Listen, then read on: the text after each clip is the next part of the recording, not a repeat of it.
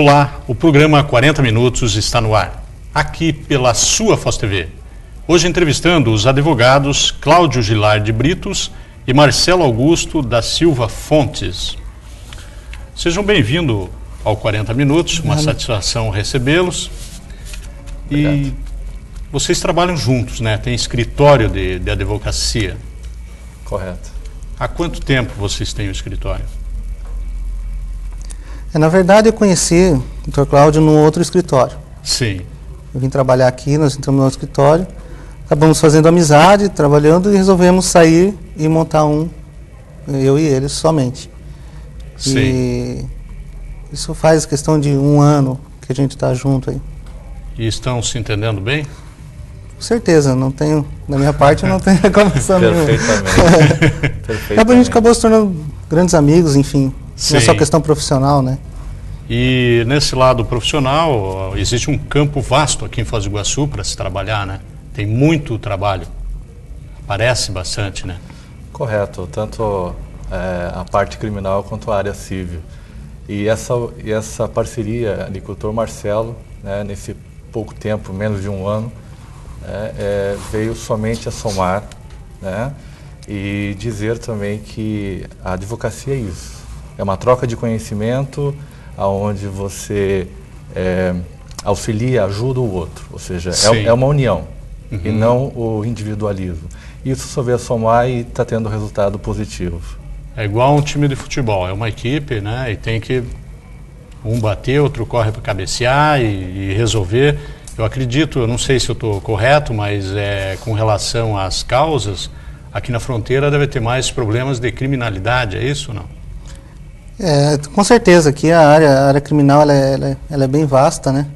Sim. Tem vários, até no aspecto do Paraguai, da Argentina, questão de tóxicos, questão de contrabando, questão de homicídio, realmente é bem vasto.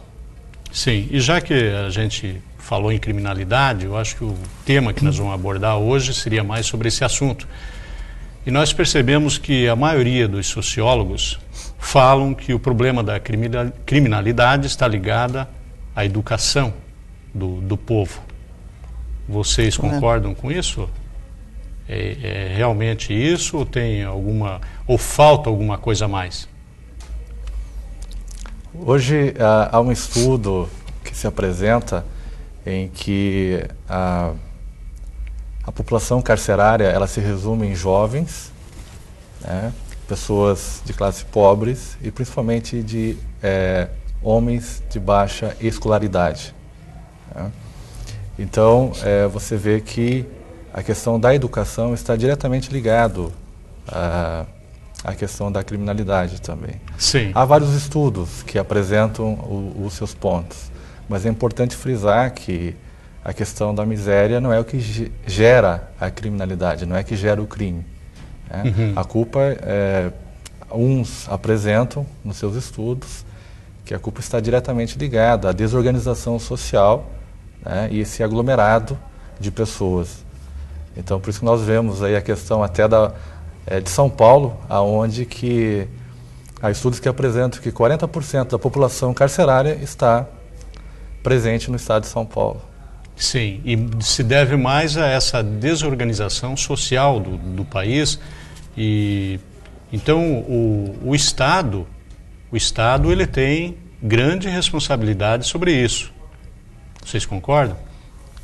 Até complementando o que o Dr. Cláudio estava falando, com certeza, né? O povo ele não consegue, ele teria que se politizar também um pouco mais, né? Até para poder cobrar alguma coisa.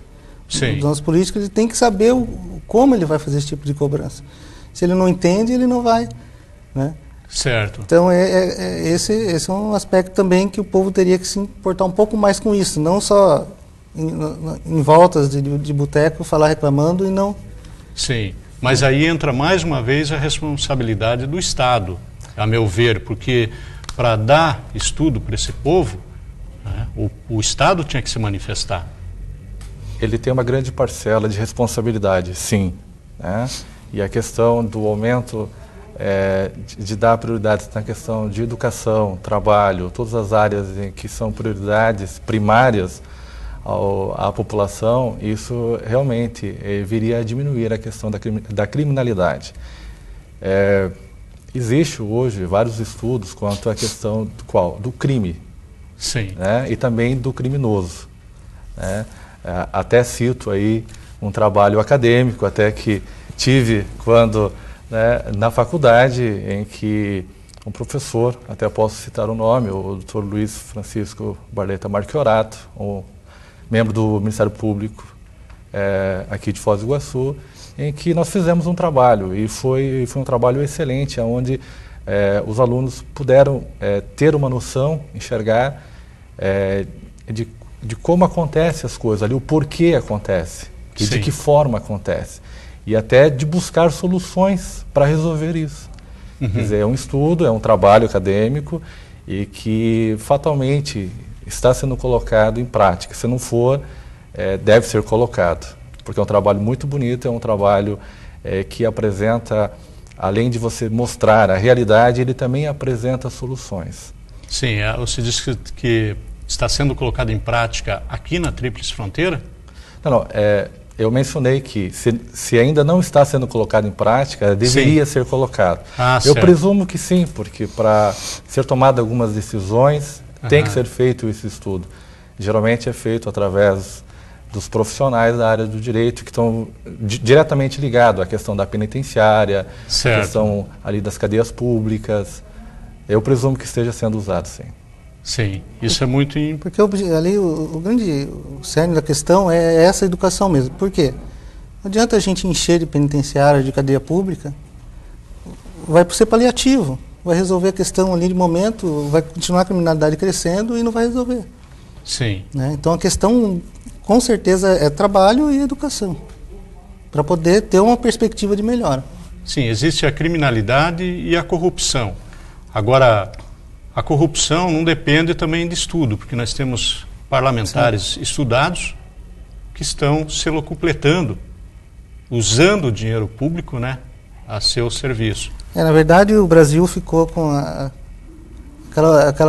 ter que levar vantagem em tudo que a gente estava conversando, né? Sim. Na verdade, a pessoa honesta hoje ela é depreciada no nosso país, infelizmente é assim. Pela lei de Gerson, que... Isso, pela lei de Gerson. E você não acredita que se o governo usasse a mesma propaganda, uma contra-propaganda, talvez durante um período, talvez revertesse a situação? Se deu certo para o negativismo, a lei de Gerson, de levar vantagem em tudo, se fizesse talvez uma antipropaganda sobre isso, a nível nacional, talvez tivesse uma resposta, diminuísse nessa situação em que o país se encontra. O exemplo vem de cima, é que nem se fala, né? Sim. A gente tem como base, né, o topo e se segue isso, né? Na verdade. Com certeza, se tem um exemplo positivo, a tendência é ser seguido. Negativo, sim, assim como negativo, né? Existe uma tendência também de certos parlamentares dizerem que a população em si,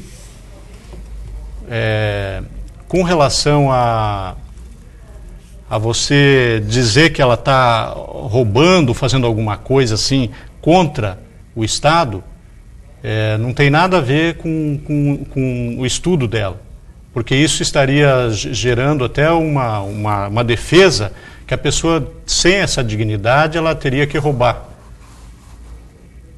Você não acha que isso está totalmente controverso? Porque se a pessoa não tem dignidade em casa, automaticamente ela vai buscar recursos em algum lugar. E isso não é fazer uma apologia ao crime como muitos parlamentares defendem. Isso é uma coisa que os sociólogos colocam, não é isso? A questão aí existe vários valores. Então, acho que o primeiro começa da instituição família. Né? Hoje está se perdendo muito esses valores. E a pessoa perdendo esses valores, não tendo a questão da responsabilidade do Estado em dar a primariedade, que seria a questão do estudo, escola e tudo mais, ela busca, através dessa desorganização, a prática do delito, do crime. Né? Então, e mais, somado ao que ela enxerga, né? Pelas atitudes de outros que estão dos aí, exemplos que dos exemplos que estão aí sendo Sim. apresentados e televisionados no dia a dia, ela vai praticar o crime automaticamente. Mas é uma soma. Sim. É uma soma. Simplesmente porque ela é pobre ou porque existe a miséria, isso não justifica, Sim. em momento algum. Nós vamos daqui a pouco falar sobre maioridade penal, sobre outras coisas aí, mas agora nós vamos para o intervalo comercial e voltaremos logo em seguida com o programa 40 Minutos.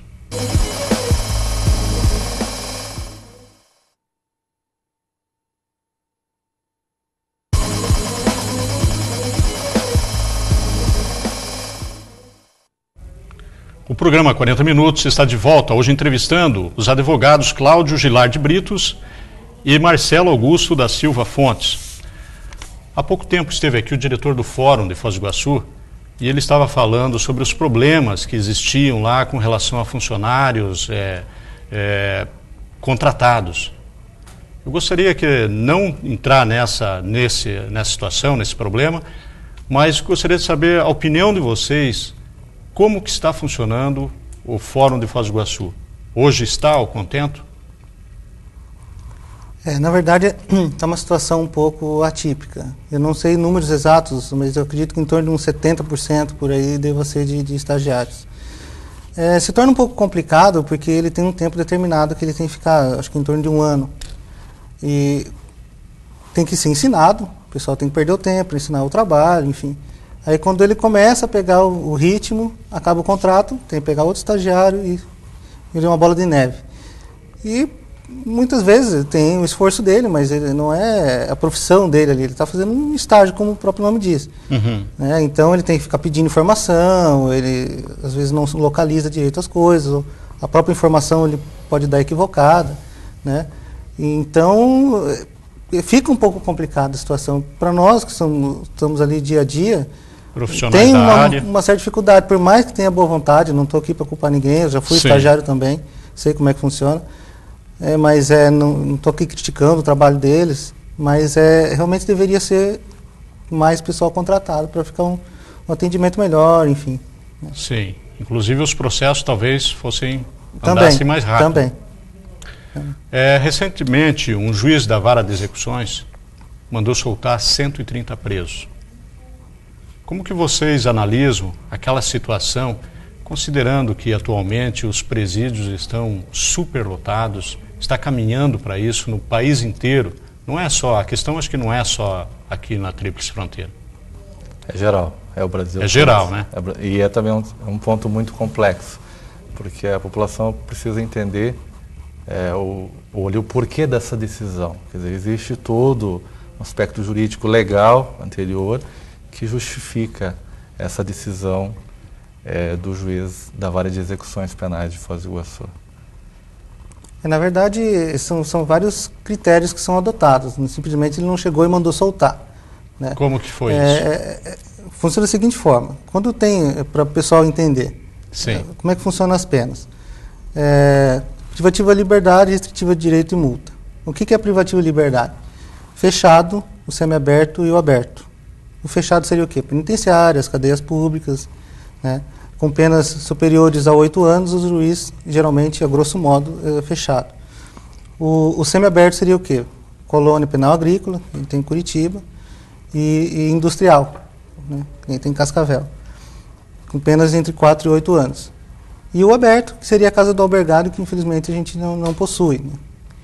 Então o que aconteceu? Esse pessoal que teria direito, que estaria no semiaberto, em torno de 130, 140 presos, obedecidos esses critérios de estar no semiaberto e a conduta carcerária está boa, também tem esse critério, ele estaria, ele está cumprindo, na verdade, por um regime mais rigoroso. Ele estaria fechado, ele teria de estar na colônia penal agrícola ou na industrial. Então o que acontece? Ele estendeu, tendo em vista que teve já pessoas que entraram no tribunal e conseguiram esse benefício, ele entendeu que, obedecidos esses critérios, ele estendia para os outros que teriam direito também. Então, também estaria relacionado à superlotação. Sim, mas há muitos comentários sobre esse assunto e tem coisas que talvez sejam até controversas. Vocês sabem também, na realidade, por que ele depois voltou atrás? Na verdade, foi o Ministério Público que ele entrou com recurso, tentando Sim. suspender essa decisão, e o tribunal realmente suspendeu. Então, na verdade, não foi solto nenhum preso. Sim. Você ia mostrar uns dados aí sobre o que era? Hoje, inclusive, eu consultei a penitenciária e a cadeia pública. Uhum. Então, eles me deram os dados aqui de cadeia pública hoje. Ela tem capacidade para 350 presos e ela está com 813, sendo 730 homens e 83 mulheres, divididos em 74 celas. Então, fazendo uma conta meio por cima, onde era para ficar mais ou menos 5, está ficando em torno de 11. Estão empilhando os presos um em cima do outro. E a penitenciária está um pouco menos, 538 no total, com a capacidade de 480. Mas não existe aquela teoria, o cara cometeu uma infração, é bandido, não vale nada, ele tem que estar lá mesmo se ferrando. Não existe... O que vocês analisam sobre essas teorias que a gente vê muito se falar por aí? Estão matando bastante gente, mas é bandido, não tem problema. Qual é a opinião a sua, Cláudio? Na realidade, existe uma questão aí que ela é local. Nós estamos numa tríplice fronteira, né? E que é uma questão também até de cultura e tudo mais. E enquanto se mata pessoas, né, que não são da sociedade em si, entre aspas, que são aqueles trabalhadores e tudo mais, então a sociedade ela fica tranquila. Ou seja, não é contra um trabalhador, não é contra uma pessoa honesta, ela fica mais tranquila. A partir do momento que é com seu ente querido, que é com uma pessoa de bem, se procura aí demonstrar toda ali uma revolta maior ainda, e se busca, através desse clamor, mudanças na legislação ou atitudes da polícia e do legislador para que busque soluções mais rápidas e mais eficientes. E muitas vezes o próprio legislador, no anseio de atender a sociedade, faz leis rápidas e muitas vezes até ineficientes.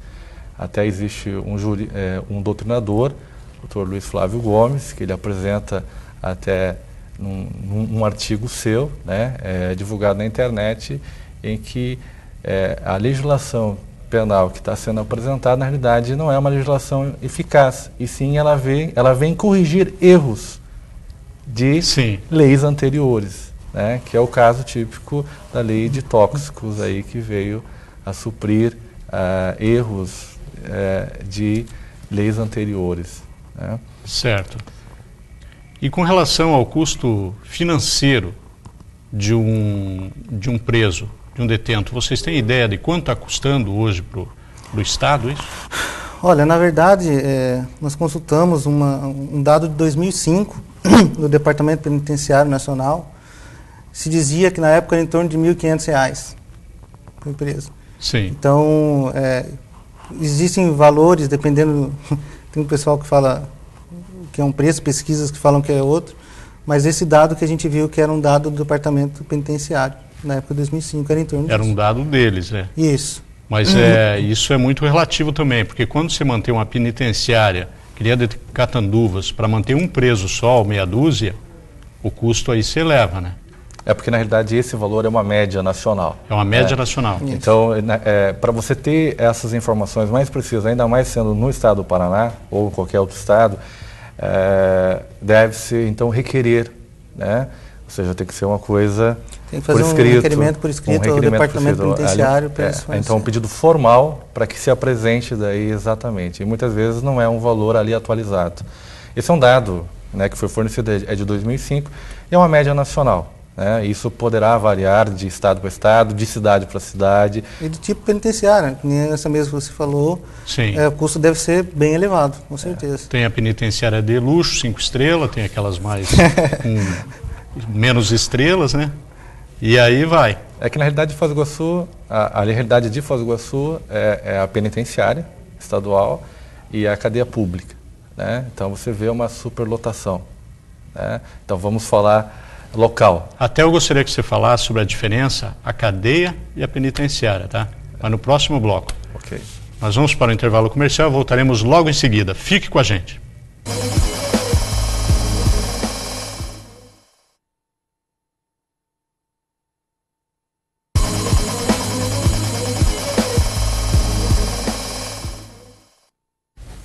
O programa 40 Minutos está de volta agora com seu terceiro e último bloco, hoje entrevistando os advogados Cláudio Gilardi Britos e Marcelo Augusto da Silva Fontes.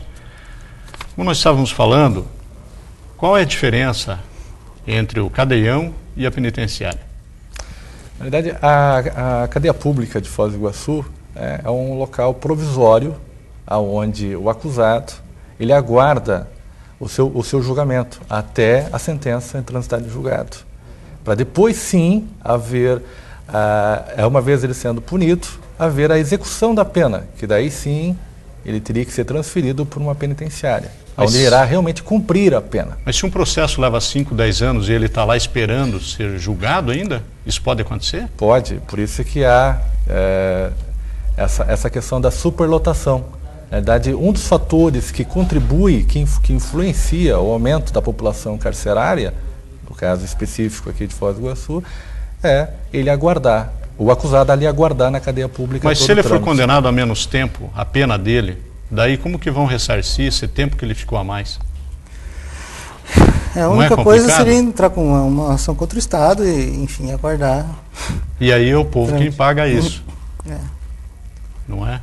Que daí, quanto mais tempo preso, ele permanece na cadeia pública, né, aguarda o trâmite, ou seja, fica enclausurado. Além de ter a superlotação, existe também um custo. E qual é a sugestão para reduzir essa superlotação? É construir novos presídios? Na verdade, Heitor, tem esse problema dos presos não condenados, como eles não estão condenados, presumem-se inocentes, né? Ficam lotando lá com esse problema que a gente acabou de falar. Falta de estrutura física e de pessoal também, cartórios, juízes, mais para poder agilizar o andamento dos processos. O andamento do processo ele se torna lento por falta disso.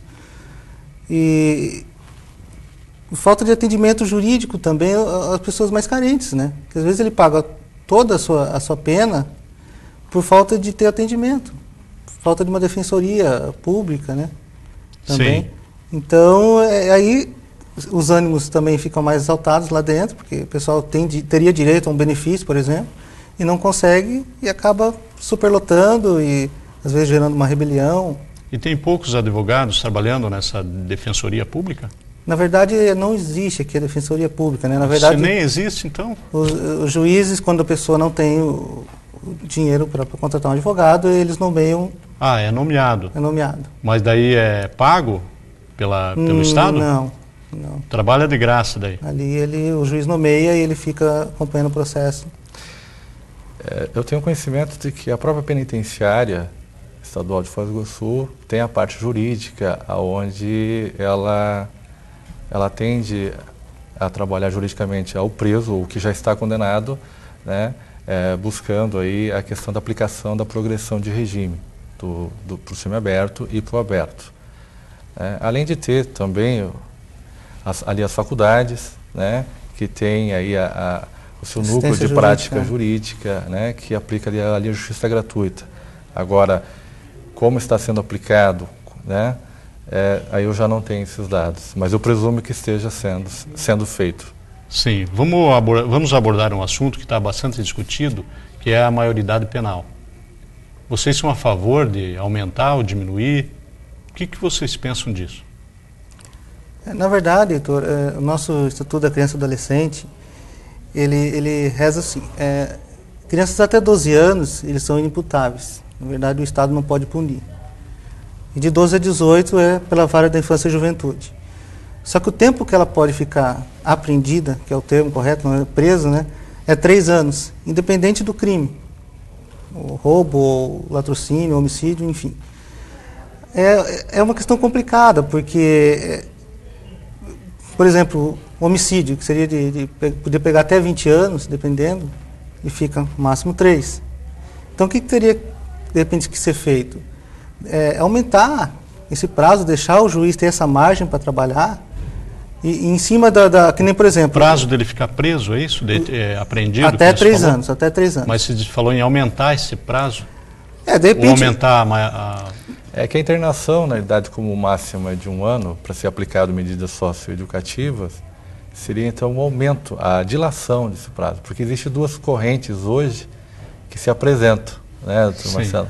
Porque o que acontece? Por exemplo, os Estados Unidos, ele não tem a maioridade. E que ele leva em conta o crime e a índole de quem cometeu.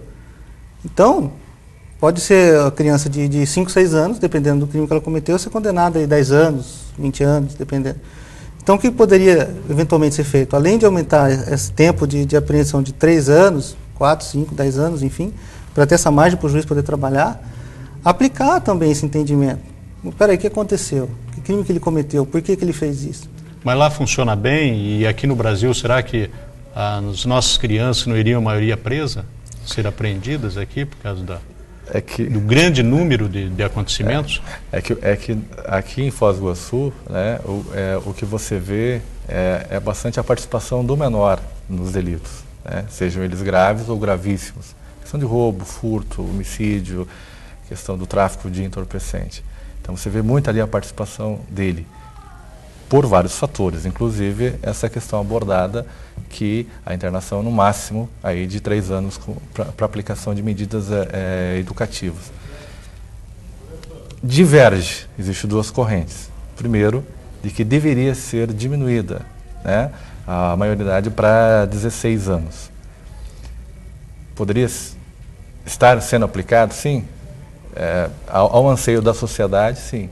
Mas na prática você viria o quê? Uma maior superlotação. Sim, e busca um equilíbrio com isso, não prender esse pessoal, né? Mas você falou que aqui em Foz do Iguaçu tem muito esse problema.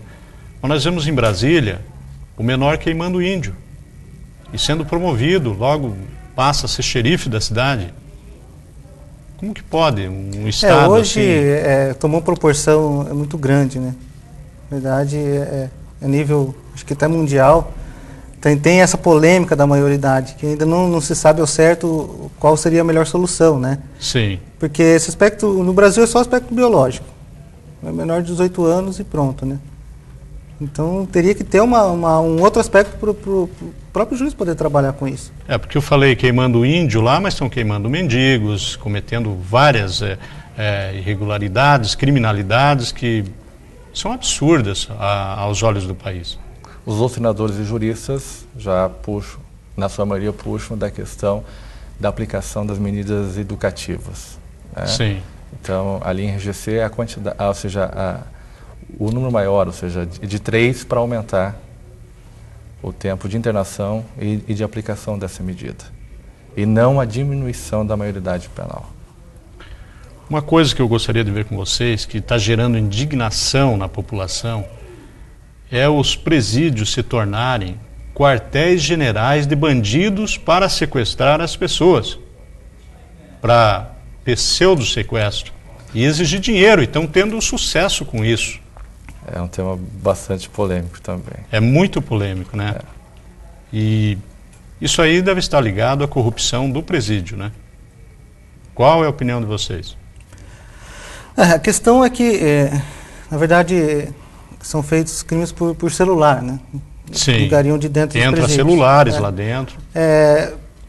Na verdade, tanto cadeias públicas como penitenciárias, não só Foz, como o Brasil inteiro, é feito revista, cada um de uma maneira, né? Agora, tem uma imaginação fértil, pessoal. Tem um que desmontam todas as peças e levam dentro da comida. Teve casos de mulheres levarem dentro do próprio órgão genital, né? Agora, não vou dizer que tem facilitação, não posso dizer isso, né? Claro, senão vai ter que provar até. Uma coisa que eu não posso dizer. Agora, a criatividade realmente é grande. Sim. Pessoal.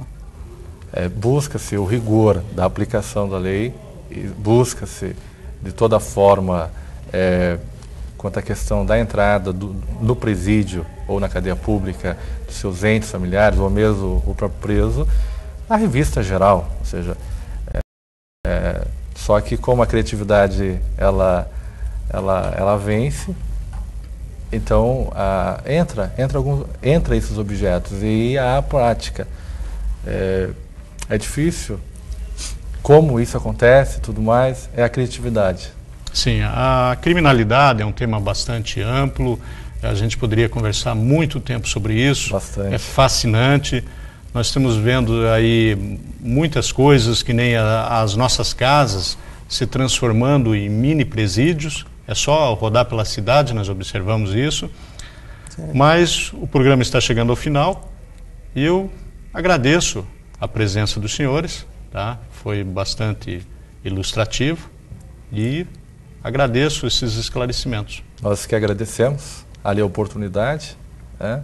Esperamos aí na próxima vez ali contar com a nossa presença. Com certeza viemos aqui fazer esse bate-papo. Eu agradeço, né, também, dar a oportunidade para a gente esclarecer um pouco. É muito rápido, a gente tem que falar bem a grosso modo, né? A gente gostaria de explicar mais detalhadamente, mas já foi uma oportunidade muito valiosa e eu agradeço também. Nós que agradecemos. E o programa 40 Minutos termina aqui. Obrigado pela teleaudiência e um teleabraço para você.